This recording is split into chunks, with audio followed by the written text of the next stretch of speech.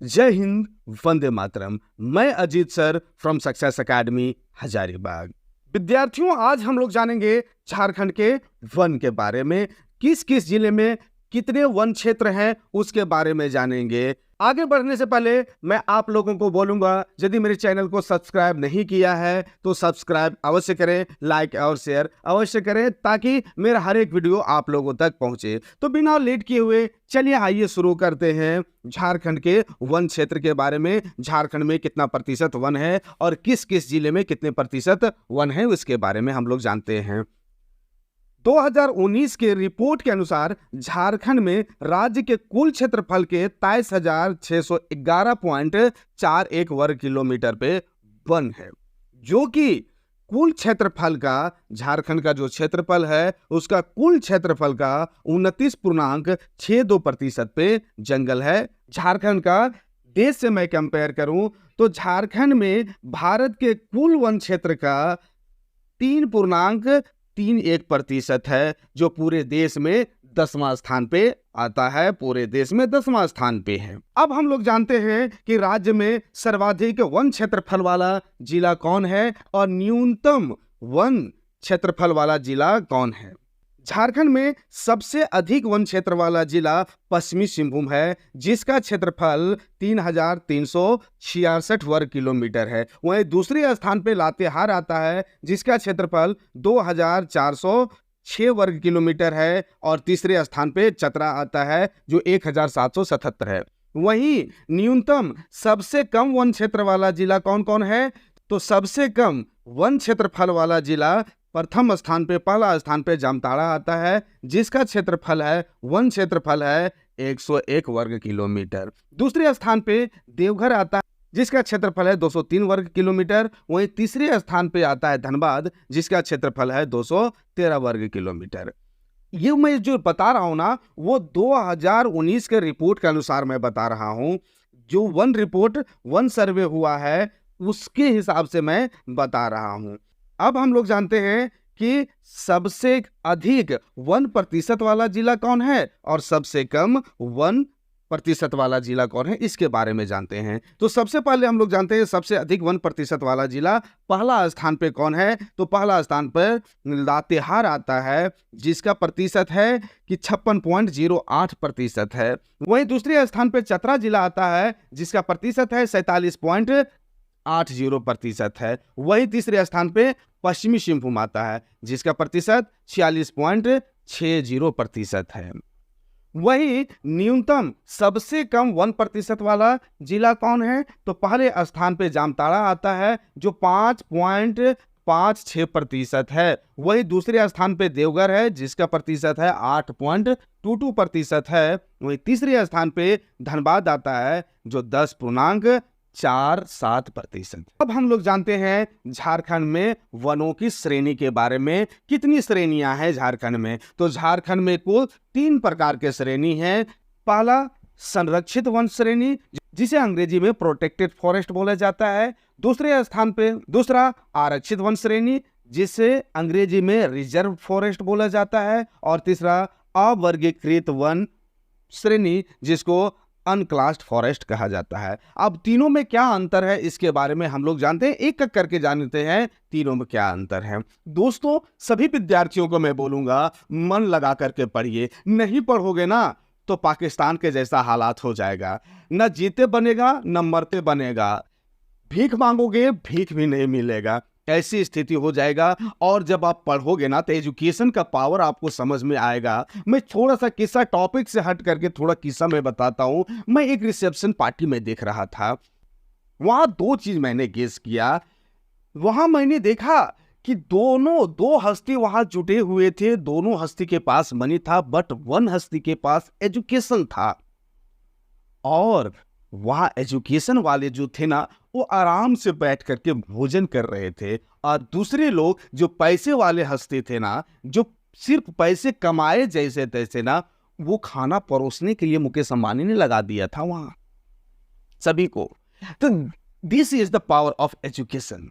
आप पढ़ोगे ना तो आपको कहीं ना कहीं, आप लोग बहुत बार सुने होंगे कि एजुकेशन उस शेरनी का दूध है जिसने पिया है वो दहाड़ा है। तो आपको पढ़ना पड़ेगा। तो नहीं पढ़ोगे ना, मैं शुरू में ही मैं बोल दिया हूं, नहीं पढ़ोगे पाकिस्तान के जैसा हालात हो जाएगा। तो सबसे पहला पॉइंट के बारे में हम लोग जानते हैं कि संरक्षित वन किसे कहते हैं, प्रोटेक्टेड फॉरेस्ट किसे कहते हैं, उसके बारे में हम लोग जानते हैं।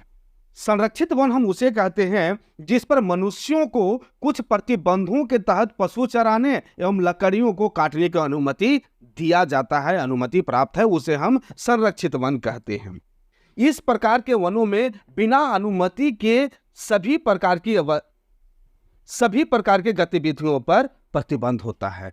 कुछ भी करना पड़ेगा, आपको अनुमति लेना पड़ेगा। संरक्षित वन का सबसे अधिक विस्तार हजारीबाग जिले में है। इसके बाद गढ़वा में आपको मिलेगा, उसके बाद रांची में मिलेगा, पलामू जिले में मिलेगा।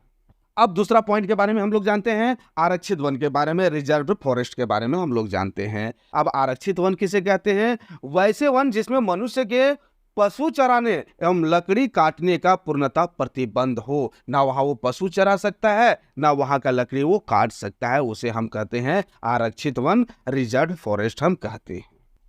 झारखंड राज्य का सबसे बड़ा आरक्षित वन क्षेत्र पोरहाट एवं कोल्हान वन क्षेत्र है, जैसा कि पहले भी आप लोगों को मैं बताया था।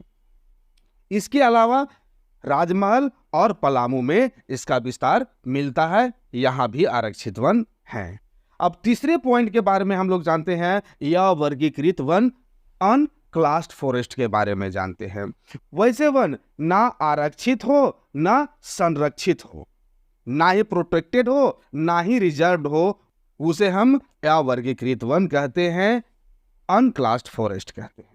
झारखंड में सबसे बड़ा अवर्गीकृत वन क्षेत्र साहेबगंज है। इसके अलावा पश्चिमी सिंहभूम, दुमका और हजारीबाग में भी मिलता है, अवर्गीकृत वन का हिस्सा मिलता है। अब हम लोग जानते हैं झारखंड में वन प्रदेश, वेरी इंपॉर्टेंट टॉपिक है। हमने अभी जाना श्रेणी के बारे में, अब हम लोग प्रदेश के बारे में जानते हैं। झारखंड में वन प्रदेश को दो भाग में बांटा गया है, उष्णकटिबंधीय आर्द्र पर्णपाती वन प्रदेश और दूसरा उष्णकटिबंधीय शुष्क पर्णपाती वन प्रदेश। तो सबसे पहले हम लोग जानते हैं उष्णकटिबंधीय आर्द्र पर्णपाती वन प्रदेश के बारे में जानते हैं। 120 सेंटीमीटर से अधिक वर्षा वाले क्षेत्रों में आर्द्र पतझड़ पाए जाते हैं। इसी कारण ऐसे क्षेत्र को आर्द्र पर्णपाती वन कहते हैं। झारखंड के सिंहभूम, दक्षिणी रांची, दक्षिणी लातेहार एवं संथाल परगना क्षेत्र में ये वन का विस्तार पाया जाता है। इस जंगल में, इस वन में कौन कौन से पेड़ अधिकतर रूप से पाए जाते हैं, तो इसमें साल, शीशम, जामुन, पलास, सेमल, महुआ और बांस, ये सब वृक्ष पाए जाते हैं। साल के वृक्ष की ऊंचाई अधिक यहाँ होती है, ऊंचे ऊंचे होते हैं, और साल को पर्णपाती वन का राजा भी कहा जाता है। राज्य के 2.66% भूभाग पर उष्णकटिबंधीय आर्द्र पर्णपाती वन प्रदेश के अंतर्गत आते हैं।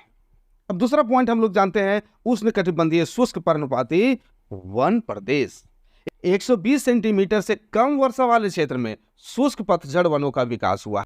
इसी कारण ऐसे क्षेत्र को शुष्क पर्णपाती वन प्रदेश कहा जाता है। झारखंड के पलामू, गिरिडीह, सिंहभूम, हजारीबाग, धनबाद एवं संथाल परगना में इन वनों का विस्तार है।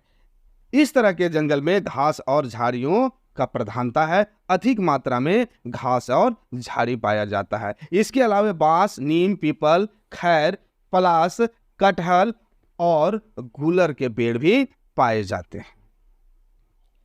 राज्य में झारखंड राज्य के 93.25% भूभाग पर उष्णकटिबंधीय शुष्क पर्णपाती वन प्रदेश। अब हम लोग जानते हैं झारखंड के वनोत्पाद के बारे में।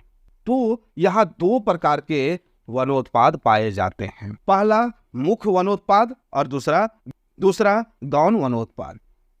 अब हम लोग पहला जानते हैं, सबसे पहले मुख्य वनोत्पाद क्या है उसके बारे में जानते हैं, और कौन कौन से पेड़ इसमें आते हैं उसके बारे में जानते हैं। तो मुख्य वनोत्पाद में साल, शीशम, महुआ, सागौन, सेलम, गम्हार, जामुन, आम, कटहल, केंदू, ये सभी पेड़ मुख्य वनोत्पाद में आते हैं। वहीं गौण वनोत्पाद में लाह, केंदू पत्ता, तसर रेशम और बांस, ये सभी पेड़ गौण वनोत्पाद में आता है। वेरी इंपॉर्टेंट पॉइंट, लाह के बारे में बताता हूं आपको। भारत में कुल लाह उत्पादन का 50% झारखंड में उत्पादन किया जाता है लाह का, और यह उत्पादन की दृष्टि से भारत का अग्रणी राज्य है। झारखंड लाह उत्पादन में भारत का अग्रणी राज्य है। लाह उत्पादन के लिए भौगोलिक दशाएं हैं वो इस प्रकार हैं। ऊंचाई कम से कम समुद्र तल से 350 मीटर होनी चाहिए, वही तापमान 12 डिग्री सेल्सियस और वर्षा 150 सेंटीमीटर से कम होनी चाहिए। लाह के 4 किस्में हैं। पहला बैसाखी लाह, दूसरा जेठवी लाह, तीसरी कतकी लाह और चौथा आघनी लाह। ये 4 प्रकार के लाह होते हैं। ये इंपॉर्टेंट पॉइंट थे जो हमने आपको बताया। एग्जामिनेशन में यदि पूछा जाएगा, किसी के अंदर ही पूछा जाएगा, इससे बाहर पूछा नहीं जाएगा। यदि क्लास अच्छा लगा तो लाइक और शेयर अवश्य कीजिएगा और चैनल को सब्सक्राइब अवश्य करेंगे। धन्यवाद।